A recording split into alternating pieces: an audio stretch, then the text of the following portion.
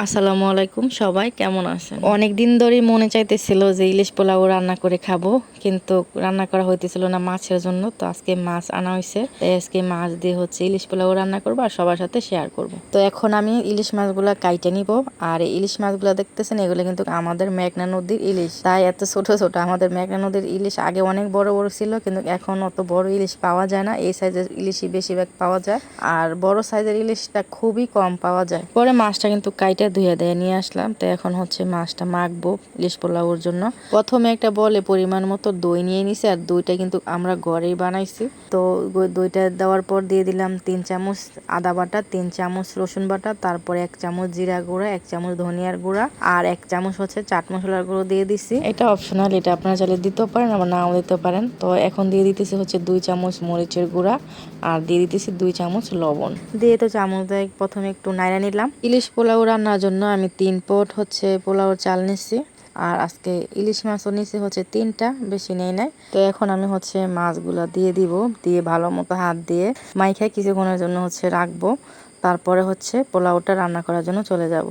তো আমি ভাবছিলাম যে বড় ইলিশ দিয়ে রান্না করে খাবো ইলিশ পোলাও, কিন্তু আমার আর সহ্য হইতেছে না। আজকে মনে চাইতেছিল যে ইলিশ পোলাও রান্না করে খাই, যেহেতু ইলিশ মাছ আছে, ছোট হোক আর যাই হোক, মাছ তো ইলিশ। তো তাই আজকে ইলিশ পোলাওটা রান্না করতেছি। অনেকেই ভাবতে পারেন যে এত ছোট ইলিশ মাছ দিয়ে কিভাবে ইলিশ পোলাও রান্না করে। এসে আমার মনে চাচ্ছে যে আজকে রান্না করে খাবো পোলাও, তাই আজকে রান্না করতেছি। তো মাখামাখির কাজ শেষ। এ তো দেখেন মাছের মধ্যে কত সুন্দর ডিম হয়েছে। কিছুক্ষণ পরে চলে আসলাম আমাদের রান্নাঘরে পোলাওটা রান্না করার জন্য। এখন আমি তো আগুন ধরাই দিলাম।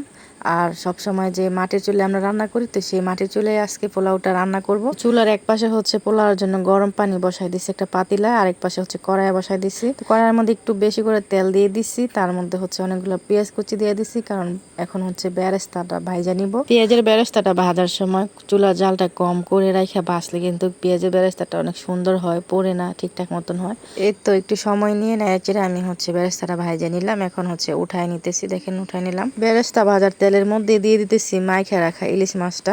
ইলিশ পোলাও রাঁধতে কিন্তু অত ঝামেলাও হয় না, আবার অত বেশি সময়ও লাগে না, অনেক সহজে এবং তাড়াতাড়ি ইলিশ পোলাওটা রান্না করে নেওয়া যায়। ইলিশ মাছটা কিন্তু বেশি নাড়ানাড়ি করা যাবে না, একদম আলতো হাতে নেড়ে টেড়ে আমি কিন্তু ভালো মতো ইলিশ মাছটা রান্না করে নিতেছি। দেখেন বেশি নাড়ানাড়ি করলে কিন্তু ইলিশ মাছটা ভাঙা যাবে, তাই আমি আলতো হাতে নেড়ে টেড়ে ইলিশ মাছটা রান্না করে নিচ্ছি। তেলটা দেখেন একদম উপরে উঠে গেছে।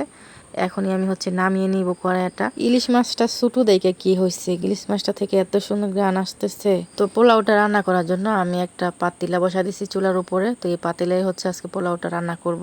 এদিক দিয়ে মাছটা একটু ঠান্ডা হোক, তারপরে মাছটা উঠায় নিয়ে ঝোলটা আলাদা করে রাখবো। এদিকে পাতিলাতে তেল দিয়ে দিলাম পোলাওর জন্য। তো তেলের মধ্যে পেঁয়াজ কুচি দিয়ে দিছি, আর দিয়ে দিছি কিছু গরম মশলা, যেমন তেজপাতা, এলাচ, দারুচিনি, এগুলো দিয়ে ভালো মতো একটু নেড়ে টেড়ে নিতেছি। একটু লাল লাল হলে তারপরে দিয়ে দিব পোলাওর চালটা। এর মধ্যে কোনো আদা রসুন বাটা দিব না, শুধু পোলাওর চালটাই দিয়ে দিব। পোলাওর চালটা আগে ধুয়ে একটা ঝুড়ির মধ্যে রাইখে দিচ্ছি। তো পানিটা কিন্তু অনেকটা শুকায় গেছে, চালের একদম জর্জরা হয়ে গেছিল চালটা। পরে তো ঢাইলা দিয়ে দিলাম, আর দিয়ে দিলাম স্বাদ অনুযায়ী লবণ।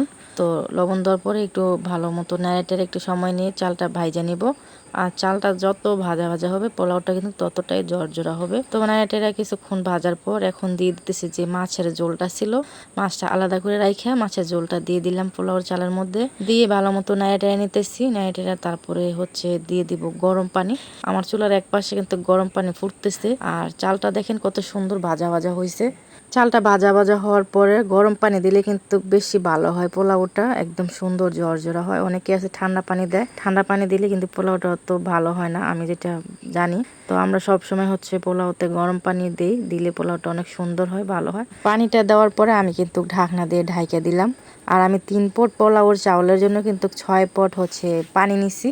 গরম পানি দেওয়ার কারণে দেখেন সাথে সাথে চালটা বলক আইসা পড়ছে। তো আমি এর মধ্যে কাঁচামরিচ দিয়ে দিছি, দিয়ে নাইড়ে ঢাকনা দিয়ে ডাইকে দিব। আর 1 পট পোলাওর চালের মধ্যে 2 পট পানি লাগে, এভাবে মাপ করে পানিটা দিলে কিন্তু পোলাওটা একদম পারফেক্ট হয়, সুন্দর হয়। অনেকেই আছে জানেন, আবার অনেকে আছে জানেন না। যারা জানেন না তাদের জন্য আর কি বলা, এভাবে মাইপে পোলাওটা রান্না করলে খুবই ভালো হয়, কোনো ঝামেলা হয় না। পোলাওটা কিছুক্ষণ নাইটে দেওয়ার পর ঢাকনা দিয়ে ডাইকে দিছিলাম। পরে আবার দেখেন ঢাকনা উঠায় দেখি যে পোলাওর পানিটা একদমই শুকায় গেছে, আর পোলাওটা অনেক সুন্দর ঝরঝরা হয়েছে। তো এখন আমি দিয়ে দিতেছি ঘি। পোলাওতে ঘি দিলে কিন্তু পোলাও থেকে অনেক সুন্দর ঘ্রাণ আসে এবং খাইতেও অনেক বেশি মজা লাগে। তো ঘিটা দিয়ে একটু নেড়ে নিলাম। এর উপরে এখন দিয়ে দিব হচ্ছে ভাইজা রাখা বেরেস্তা। এই তো আমি বেরেস্তাটা দিয়ে দিতেছি। বেরেস্তাটা দেওয়ার পর দিয়ে দিব হচ্ছে রান্না করে রাখা ইলিশ মাছটা।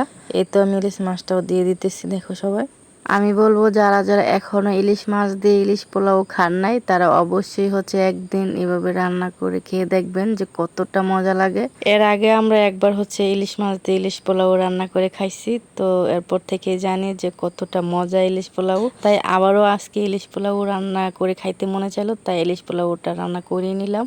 তো দেখেন আমি ঢাকনা দিয়ে কিছুক্ষণ কিন্তু বাফে রাখছিলাম। তো ঢাকনাটা উঠাই দিয়ে এখন আমি হচ্ছে মাছগুলো উল্টাই দিতেছি।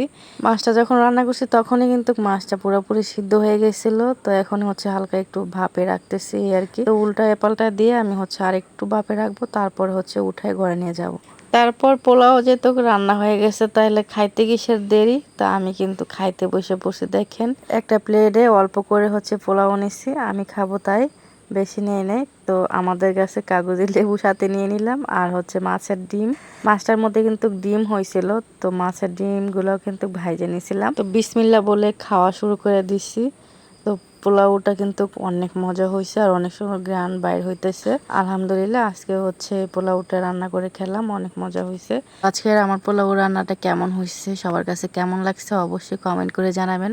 তো বিদায় নিয়ে নিলাম, সবাই ভালো থাকবেন, আল্লাহ হাফেজ।